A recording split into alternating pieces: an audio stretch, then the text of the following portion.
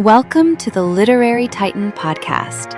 In every episode, we dive into a book we've just read and share our thoughts, from best-selling authors to rising literary stars.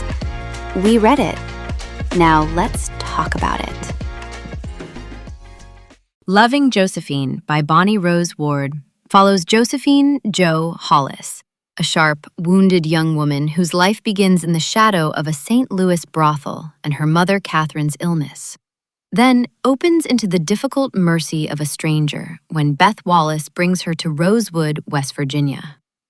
What begins as a rescue story becomes something quieter and richer. Jo learning how to belong, how to teach, how to sing again, and how to face the man whose cruelty shaped so much of her fear. As someone who loves women's fiction and romance novels, I was most moved by the way this book treats love as more than courtship. Yes, there are tender domestic threads, marriages, births, and the warmth of a growing household. But the central love story is Jo's reclamation of herself. Ward gives us the kind of heroine I want to follow.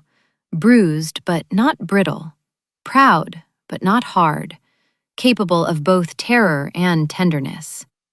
Jo's arc from shame to rootedness feels earned, and the Appalachian setting gives the novel a hearth-lit intimacy without making hardship ornamental.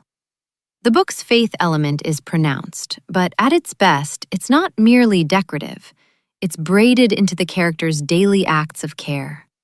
I especially admired the scenes of community, the schoolhouse, the church, the meals, and the small gifts that become sacraments of belonging.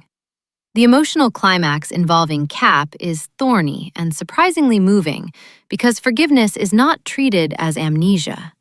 It's costly, imperfect, and deeply personal.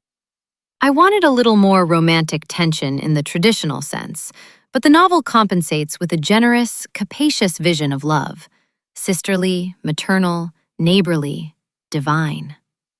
I think Loving Josephine is best read after Loving Beth, as it continues an already exceptional storyline.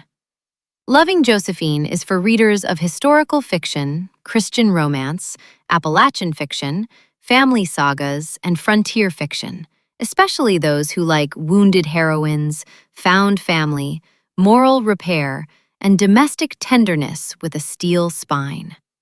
Fans of Jeanette Oak's homestead warmth or Francine Rivers' redemptive emotional sweep will recognize the book's deep interest in grace, endurance, and women remaking their lives after ruin. Thanks for joining us on the Literary Titan podcast.